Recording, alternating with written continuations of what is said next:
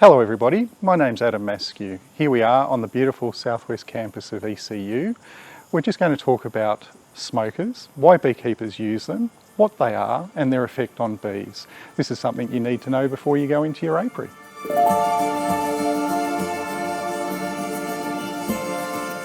Let's talk about why beekeepers use smoke when they work their hives.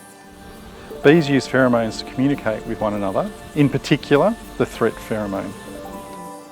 Smoke triggers a reaction. Smoke tells the bees there is a fire nearby. They store up as much honey in their bodies as they can, which will give them energy to build a new home somewhere else if necessary. Smoke also masks the scent of bee stings. This helps prevent further stings in that location. Let's talk about the different types of smokers beekeepers use when working their hives. Smokers come in a variety of sizes.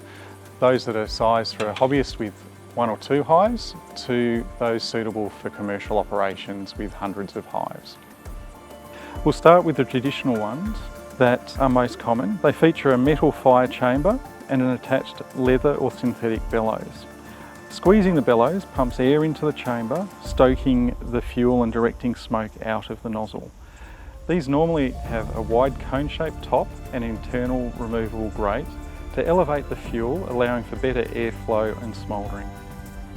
Smokers come in a variety of sizes. Those that are sized for a hobbyist with 1 or 2 hives to those suitable for commercial operations with hundreds of hives. A taller chamber allows the smoke to cool more before exiting the nozzle.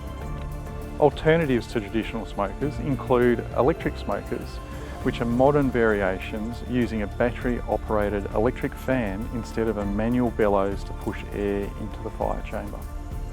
Other alternatives are starting to appear on the market now too. They use smokeless alternatives such as vaporising liquids. When using traditional smokers, there are a number of fuel options that you can consider using. Smoker fuel options include wood shavings such as pine, leaf litter, dry lavender cuttings and other herbs, hessian sacks, cardboard pulp, egg cartons, fruit separators and corrugated cardboard are examples of this. Some natural options also include dry grass and in some cases commercial pellets. It's important to remember that if you find the smoke offensive, the bees will too, and you shouldn't use that product. To light your smoker, all we do is open the lid. We place some material in the base of the smoker, things like these pine needles or leaf litter from around the ground that we have here. Some people prefer to use a match, others will use a lighter type implement, and others may use a propane torch or something like that. Whatever you use, it's just a simple matter of lighting the material and getting it going. So now that we've got some of the material going, we're just going to squeeze the bellows to ensure that it's lit. We're just going to put a little bit more material on the top to ensure that those flames have a little bit of fuel as they come up, and you can see I'm using the bellows to get the smoke going. Once we're comfortable that we have enough heat in there, particularly with our fuel, we'll then start putting on other material. This is where I like to use something that's a little bit more compact, such as the pine shavings, or again, the loose leaf litter is a good one for that. So we start just placing that on the fire and we keep squeezing the bellows to ensure that that fire is still going. As we get more confident that we've got that going properly, we start to put more material into the smoker. I prefer to fill the smoker up with fuel because I know then that I've got the fuel to do the job, plus beyond that if something unexpected happens. You can see it's still smoking. I'm going to put a lot more material in now, and as it comes to the top, what I'm going to do is press down to take out the space between our fuel so that the only oxygen that's being supplied to the fire is that through the bellows. So let me just fill this up a little bit more. like that, and you can see I've compressed that quite well.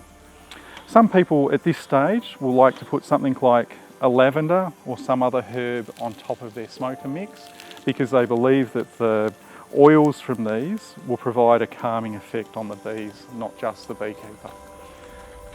So now that we've got that going, I'm comfortable with that.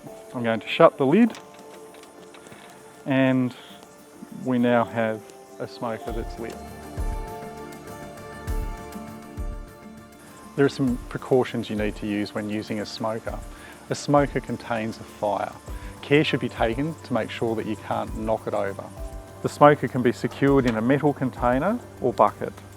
It's also important not to put a lit smoker in your vehicle. Always put the smoker out after use. Check for fire bans on the DFES website.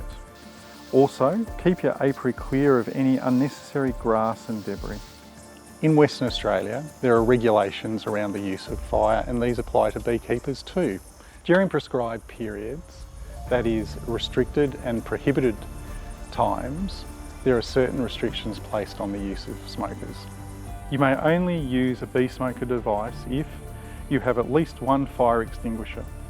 You may only use a bee smoker device if the ground within 3 metres from the place the device is to be operated is sufficiently cleared of flammable material or sufficiently dampened down with water to prevent the escape of fire. Further to this, the person operating the smoker needs to ensure that it is in a fire-resistant container when not in operation, and at the conclusion of its use, ensure it is extinguished. Given the risk of using a flame in prescribed periods, even within a smoker, there are penalties that apply if you don't meet these conditions. Prior to undertaking your inspection, we recommend that you have a look at either the Department of Fire and Emergency Services website or the Emergency WA app, which you can download to check the prevailing conditions. We also suggest for those in rural areas that you check your local government authority to see if there are any vehicle movement or harvest bans in place that may prohibit you from using your smoker. It's really important that you understand the use of a smoker, how to maintain it and light it, and the conditions under which you need to operate it. It will be your best friend in your beekeeping. Happy beekeeping to you all.